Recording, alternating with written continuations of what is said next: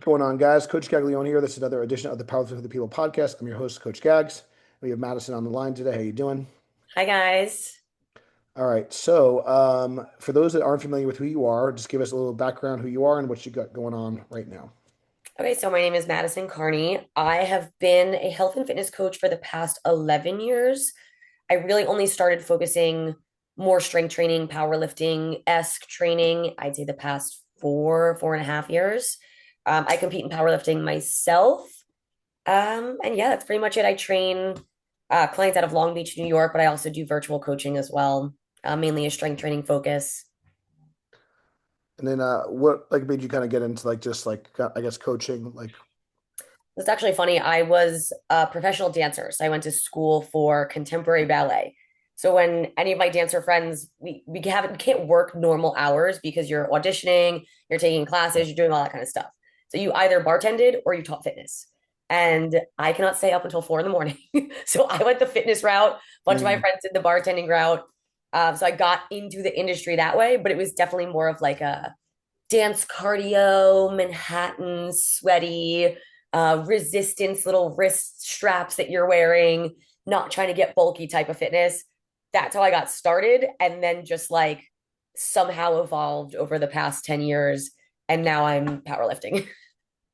yeah. So then what was your first exposure to like the barbell and starting to do more like resistance based exercise?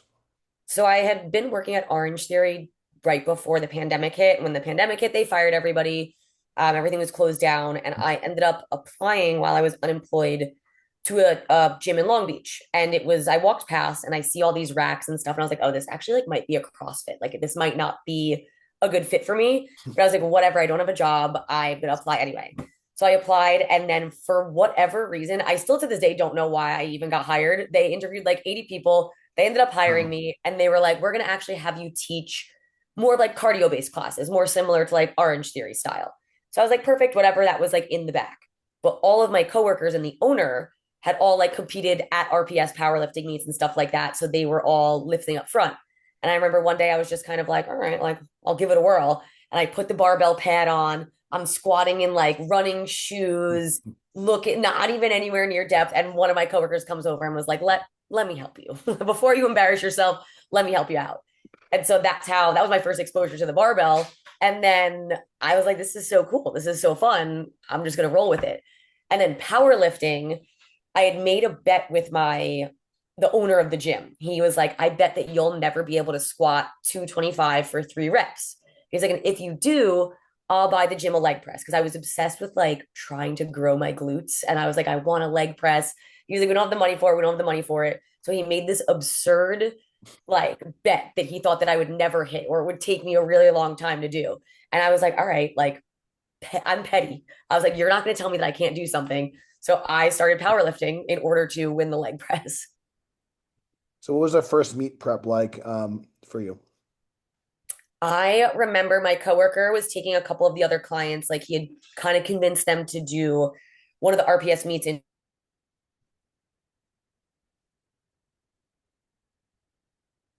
Cut out for a second.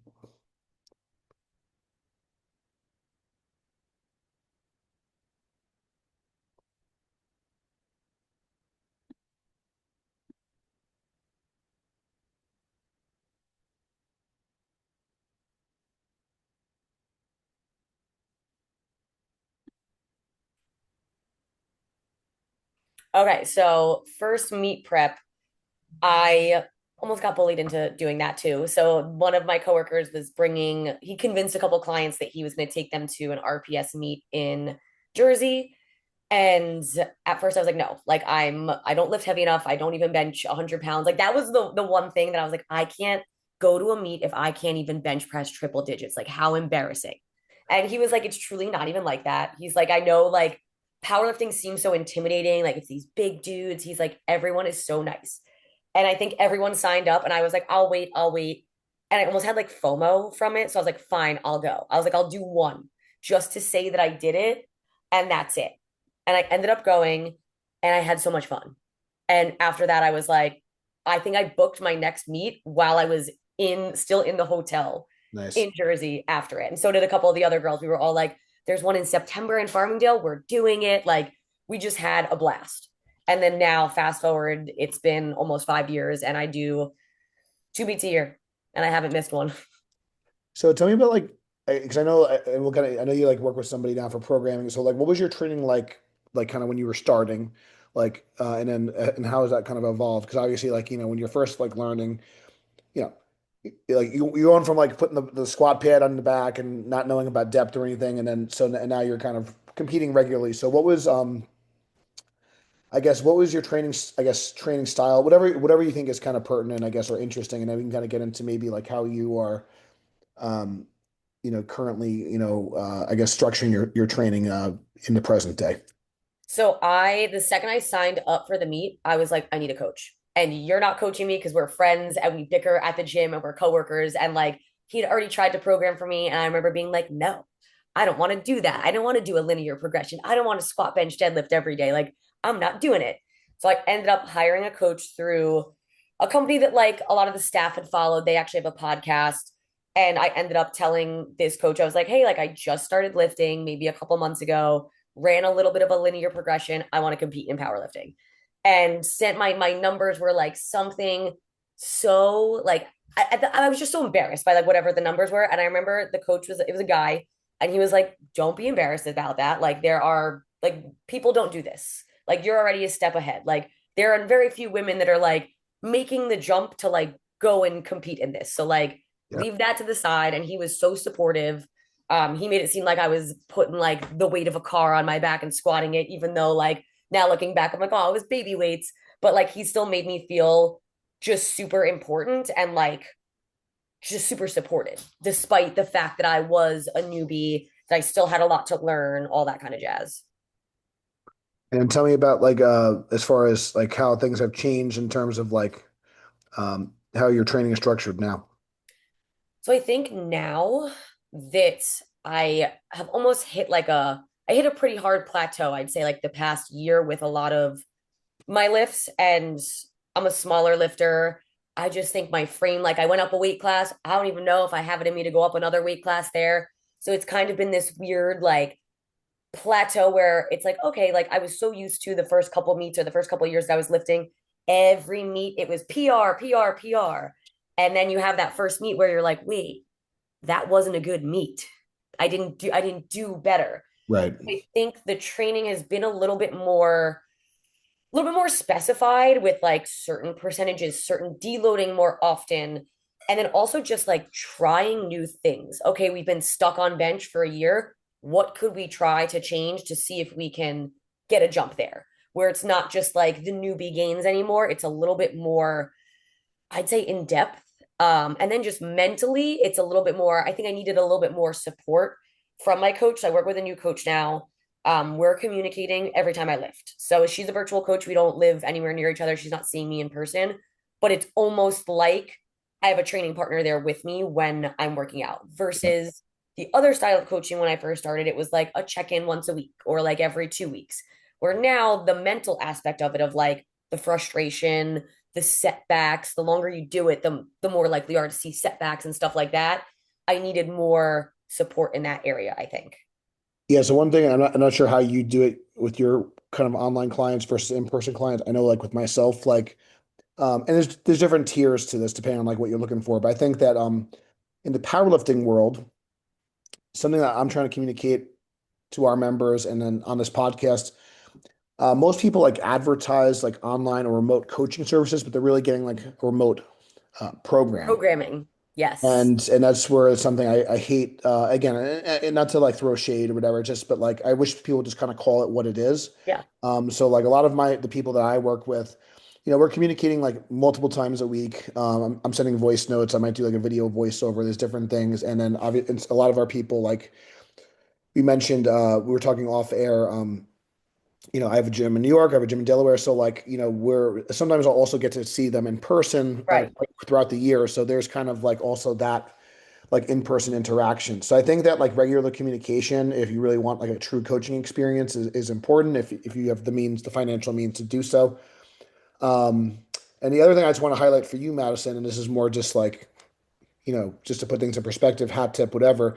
I think also too, and you can kind of get into this, like you have to understand the circumstances for different meets and certain meets, especially in powerlifting now. So whether you're at a higher level, so like for example, we kind of mentioned like if you're going to IPF Worlds, the goal might be different. At IPF Worlds, the goal is to place as high as you can, and then maybe it's get on the podium, whatever. And then in other meets, you're trying to like maybe a meet an RPS meet like ours, you're trying to hit like PRs, right? And maybe you're not so worried about like maybe you don't even have someone in your weight class, so it's kind of like a moot point, right? Right. So I think that like if you are in a situation where you're doing a meet with specialty bars, a deadlift bar, 24-hour weigh-in, more things are going to be in your favor, so you're going to be more likely to kind of have a better result.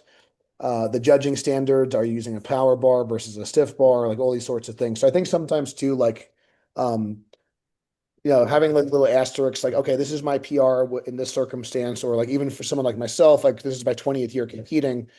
Um, Hitting an absolute number like PR is those things are few and far between at this Yeah. point. If I could hit a PR in this weight class, if I could oh, this is my PR. Like next, pretty soon I'll be a master's lifter. So mentally, I'm just going to kind of like reset. Like, okay, well, what's my PR like in the masters category? What's my PR?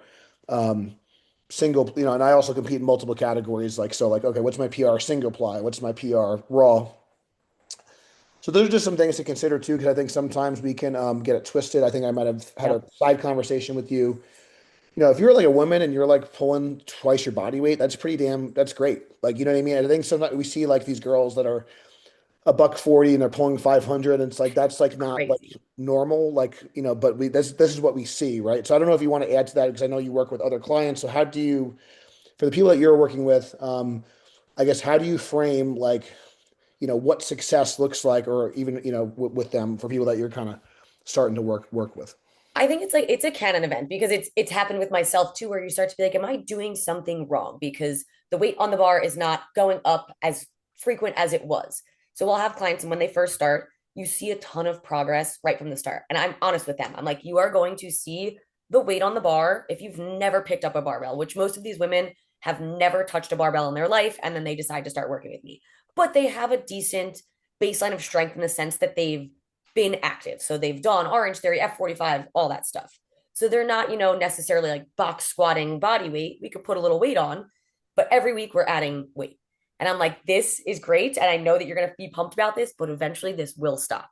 And even though we communicate it, they understand the second that it does stop, they're like, what the fuck happened? I'm like, yeah, you're lifting more than you weigh. You're training twice a week. We don't know what your sleep is looking like. People are not, they're not training like how a power lifter would train necessarily, these Gen Pop clients. So they'll hit a plateau and they're like, what the heck? Or they'll come in, we'll start doing some heavy singles. Like, okay, I did 200 last time. I'm going to do 205 today. I'm like, how did 200 move last week? Horrible. I almost failed it. I said, all right. So maybe we don't do that. Maybe we don't go up. So I think it's the kid in us that just wants to be that instant gratification where like I put the work in, I want to see the result immediately. That's where being a coach comes in, that like you are going to have deviations in your strength. You're going to be going through shit. You're going to be having highs, lows in your personal life, in your sleep, dealing with injuries, dealing with pain, all that kind of stuff. It factors in. Like we're not in a vacuum. If you stay the long run and you make this a lifestyle as opposed to like, all right, I'm doing this program for a month or 6 months or a year. If you don't put an end date on it, then it's fine. We can have deviations. You'll have periods where you feel average. You'll have periods where you feel great, and you'll have periods where you feel like shit. So I think reframing it in like this bigger picture as opposed to like looking and hyper focusing on like an isolated event and almost over analyzing a lift where like, okay, well, if you take your knees out here and you lean forward here, we probably could have gotten it. There is a value in failing things, being stuck, and then sticking it out long term and then overcoming it. Yeah, one of the things I've been trying to like parse out for myself too, because like I kind of tried to.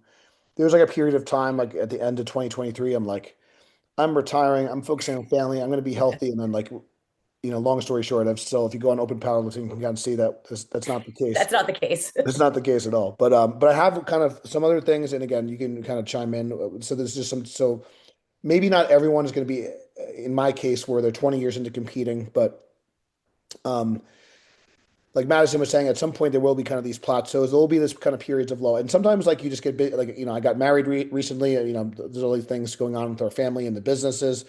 So maybe like those are not like the seasons of life where like we're going to be like uber like best athlete, powerlifter extraordinaire, right? So I think sometimes also like giving yourself a little bit of grace and doing more look into single lift competitions. I've been kind of competing a lot in strict curl. It's just like something like that. It's just like there's less training variables and there's like kind of less moving parts. Even though powerlifting is simple on paper, like sometimes to your point, like maybe your squat and deadlift training is going great, but like your bench is My just like deadlift. it's not a yeah. So like you kind of so maybe like doing a deadlift only meet or something like that. Build your confidence a little Yeah. bit and you can kind of put the other stuff on the back burner. And just sometimes, like we always talk about building up your weaknesses, but I think sometimes when you're in a mental rut, sometimes like leaning into your strengths and what's going good can also be good as like a little bit of a mental pick me up. And a lot of this is, you need to have lasting power if you want to kind of be great. Like you kind of mentioned that you've been doing this, coaching thing and training for about 10 years. And I've always kind of found that that's kind of like the magic number where things start to click. You become a lot more proficient in like whatever you choose, whether it's business, a sport, powerlifting, life, whatever it is, that seems to be like kind of the magic number. I don't know if it's the 10,000 hours or whatever the case may be. So we keep talking about like competition. I'm kind of a big proponent. Obviously, I'm biased because I run these meets, right? But what value do you think competing has, like, I guess, given you? And then why do you kind of encourage others to, because obviously you can just max out in the gym, right? And you can kind of test your strength that way. So what would you say is the difference between maxing out in the gym and what value would you say, have you, I guess, what have you gained from actually competing and stepping on the platform yourself?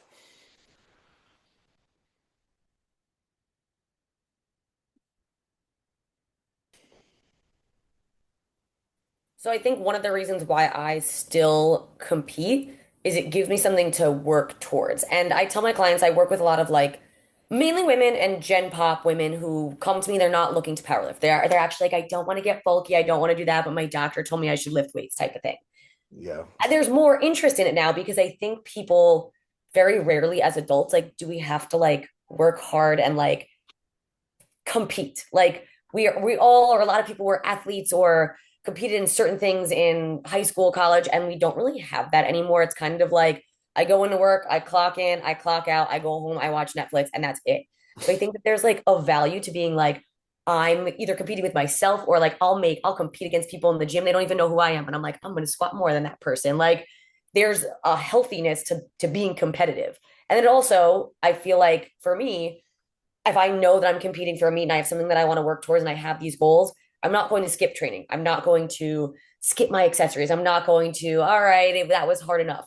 It's this motivating factor, this voice in the back of your head being like, you're going to do this. You're doing this in T minus 12 weeks, 16 weeks, whatever it is. But it's this motivating factor to force me to work hard despite sometimes not wanting to.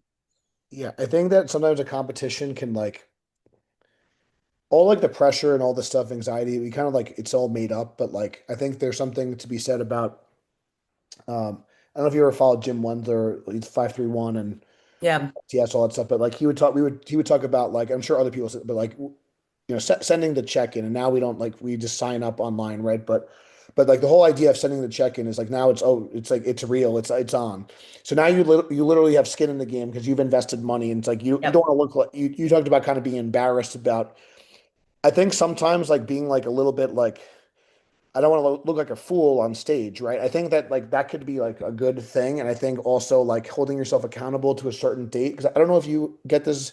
I've kind of found, no offense to all the Mid-Atlantic folk down here, I've kind of noticed since moving down here, people are a little bit more like, oh, I'll do it. Like I think people like in general, but like I'll do it this time or I'll start my diet. I had a woman again. I feel bad. I'm not going to say her name, but like she was going to start in the new year, and she literally, like I said, well, I'm not ready to start still. And I'm like, well, would you think? I think 2027, I'll be like, I swear. It's like, nah, I'm like, that's like, it's like that was a legit response I got.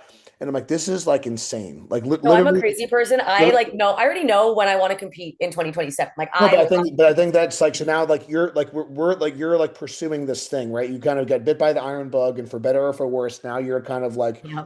so And it, probably people like us, we could probably take some time off. You know, what I mean, it's like it's so most people don't even like go to the gym, and then like, so I think that there's definitely extremes to this. Like I used to be 340 pounds. Like you can take it too far, but you're that's probably not going to happen. Like you're probably Yeah. not going to squat 900 pounds. You're probably not going to become a super. You know what I mean? Like it's there's a lot of work that goes Like into that. it's nice to like get a trophy and like have people clap for you. Like Oh we're all still kids at heart that like you go and you have your parents coming and holding a sign yeah, for you and like I think that that's so valuable even to like people that don't necessarily want to take this to the regional or national or world's level like just having your family come and support you for a reason other than like for women it's like oh we're only supported when you're getting married or when you're having a kid versus something like this yeah, like people are going to support you and yeah, like it's a nice feeling.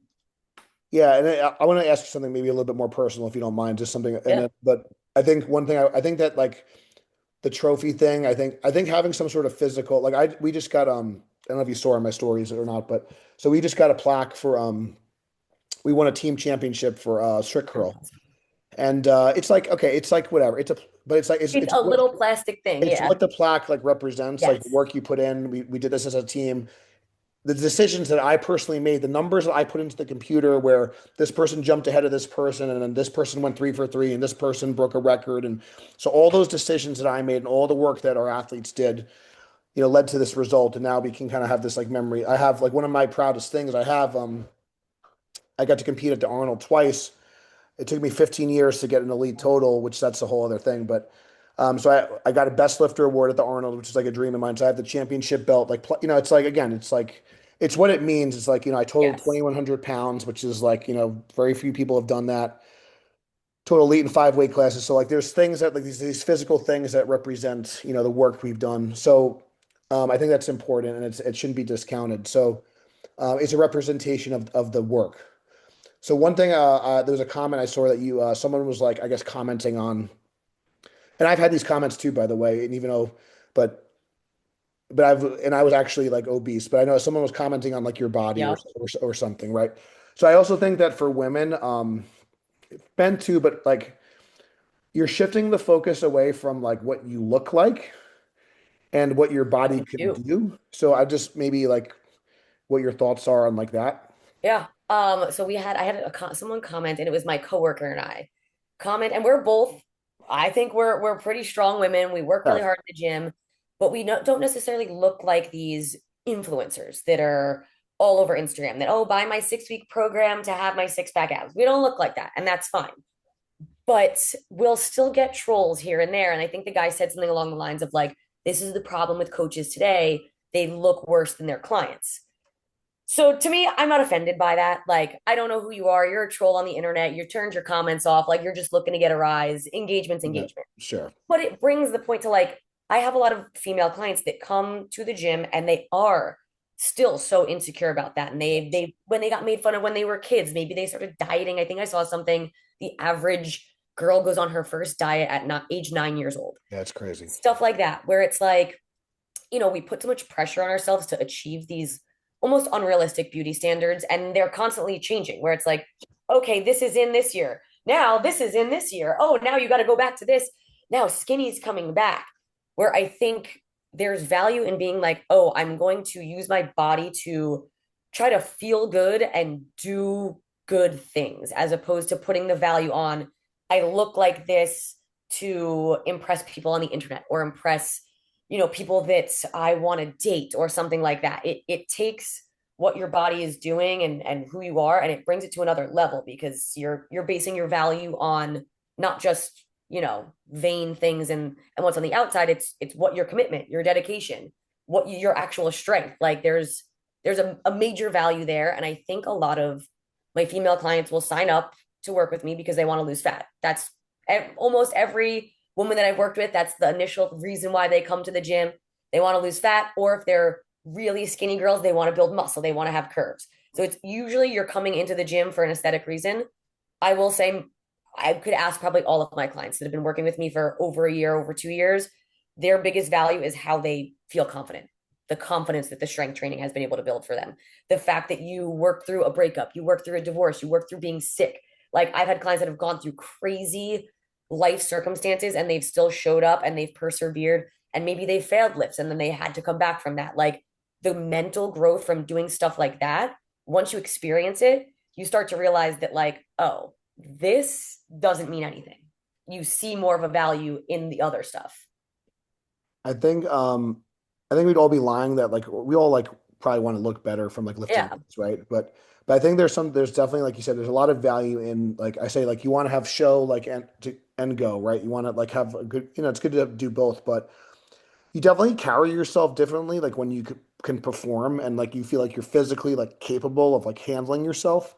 Um, I see it with our family, I see it, with our daughters, and it's like the physical changes, your physical strength like changes what goes on 100%. in your brain, and you carry yourself differently, and potentially even if your weight on if the number on the scale doesn't even change, you may like even like look like you may like present yourself differently to people, and then in this roundabout way, like it just because you could like look a certain way, but if you're not confident, if you're kind of sometimes like really beautiful people like whatever.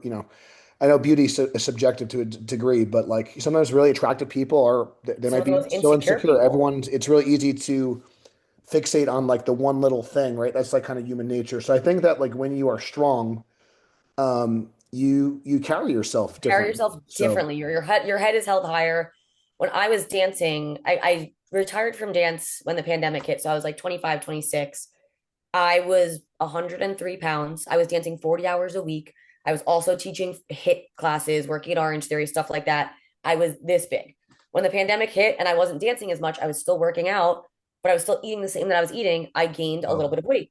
And then I started strength training. I built some muscle. So now, fast forward 4.5 years later, I'm still 20 pounds heavier than I was when I was dancing, but I carry myself differently. I do feel more confident. I do put less emphasis on, my body and burning calories and all that kind of stuff. Like it makes a difference, even though I'm not necessarily the lowest body fat percentage I've been. I do think I'm healthier now. So I think it's also shifting that idea of women only have this tunnel vision for like smaller equals healthier, where I was smaller, I wasn't healthier. Now I'm bigger, I have more, I've gained muscle, but I also gained a little bit of body fat. And I yeah. am just overall physically and mentally healthier now, being in a slightly bigger body. One thing I want to like kind of a point I want to bring home even for myself. So I've been as heavy as 340 pounds. I did a bodybuilding show in 2020. Also like now I'm like married, so like I duly like don't care like what I look like. It's just kind of like, I have a beautiful, I don't know if she's back there, a beautiful wife. So it's kind of like, what do I need to like look a certain certain Yeah, way yeah, for at yeah. this point? If I'm healthy and happy, I feel good, like whatever. I could definitely afford to lose a few pounds. But I think when it comes to like myself, one of the unique things that I have, being a super heavyweight and also competing in the 198s and doing a bodybuilding show, sometimes there's like kind of the pendulum theory, like you have to kind of go to the extremes to kind of figure out. Yep. And I think when it comes to like body size, body composition, like you probably mentioned, like when you were like 100 pounds, you probably like looked a certain way, but probably didn't feel Didn't feel very good. your best, right? And then I'm sure like, we've probably been a little, some of us have been a little fluffier than we like. And Yeah. okay, like you don't feel, so there's like a kind of a sweet spot, and it's probably not the number that you think. Yes. I have a Um, lot of clients so when they start with me, and it's almost again a canon event where they start, okay, I want to lose weight. I'm like, cool. Is there a certain goal that you have? Is there a number? Or are you more concerned with the way that you look? I'm not concerned about the number. It's the way I want to look, but I would love to be 130 pounds. 130 very, very specific number. is the number everyone spits out. Very And specific number. I have a client, she's in her 60s. And she was like, well, I was 118 pounds and I was in college and I'd love to be back to that. And it's almost crazy that it's like decades have passed. It's insane. You're Yeah. in your 60s and you are still striving to have this unrealistic standard of when you were 18 years old. And it takes a little while. It takes working with people. And that's what the difference between like following a program versus a coach is. It's like you need to almost reframe like the years of being told what to look like, what to weigh, the magazines we used to read. Like I'm sure 130 has come up in like magazines or something like that. What are the odds that everyone's hyper fixating on that number? And you can look at someone and go, you will not feel good or look the way that you want to look at 130 pounds. That is way too low for your frame. But Yeah. for whatever reason, people have this tunnel vision until they start doing things, they start working through things, they notice how their body changes, they notice how they feel. Usually people will then discard that number. Like, well, if I get there, I get there, but I'd be happy with where I'm at. Yeah, so one thing I'll kind of just kind of bring everything home. Like I think, if whether you're a woman or a man or whatever, so trying to fixate on like the number on the bar versus the number on the scale, I think is a really good take home message. Yeah. And a lot of times, like you'll as you get stronger, and if you're eating like a reasonable diet, like it's eating like an adult, getting your protein, not having reasonable portion sizes, and I think honestly fueling yourself for performance is good. Like not under eating either. Again, it's cliche, but it's a balance. I think that is a great starting point for people. I just want one more question, and we'll close out. But if someone's again on the fence of starting like barbell training or doing their first meet, like what's one piece of advice that you would tell people that are getting started? You'd rather regret doing it and being like, I didn't have fun, I didn't enjoy that, I'm not going to do it again, than years down the line being like, I wish I did that. Better off just trying it. If you hate it, no one has a gun to your head. You don't have to do it again. More likely than not, though, like everyone that I know that like said, "Oh, I'm just gonna do it for fun. I'm just gonna do one." We all got bit by the bug, and now we're still here. We're still doing it. So, more likely than not, you're going to like it. And if you don't have to do it. Yeah, and I do think that there's definitely value of like just kind of figuring out like there's so many different styles of lifting. Like again, we're starting strict curl now. You could do single lift. You don't have to do all three. Um, but yeah, expose yourself to it, see how it goes, and I think also don't worry about like just start something local, find a coach. Those are all great things. But yeah, just give yourself the opportunity to try it and then Right. see what happens. So, Madison, it was a pleasure talking with you today. Hopefully, we didn't get too disrupted with the internet, but Yeah. where can people find you if they want to learn more about you? Maybe they want to, inquire about your coaching or anything else that you got going on. Yeah, yeah. If anyone wants to chat, ask any questions, inquire about coaching, you can message me on Instagram. It's at Madison or at Coach COACH underscore Madison MADISON underscore. All right, we'll definitely give Madison a follow. Again, thank you Yeah, guys so much for listening. The yeah. Thanks for podcast, having me, John. you're very welcome. If you guys enjoyed the podcast, please give it a 5-star review. Helps other people find us. Until next time, guys, stay strong, and we'll see you soon. Peace out.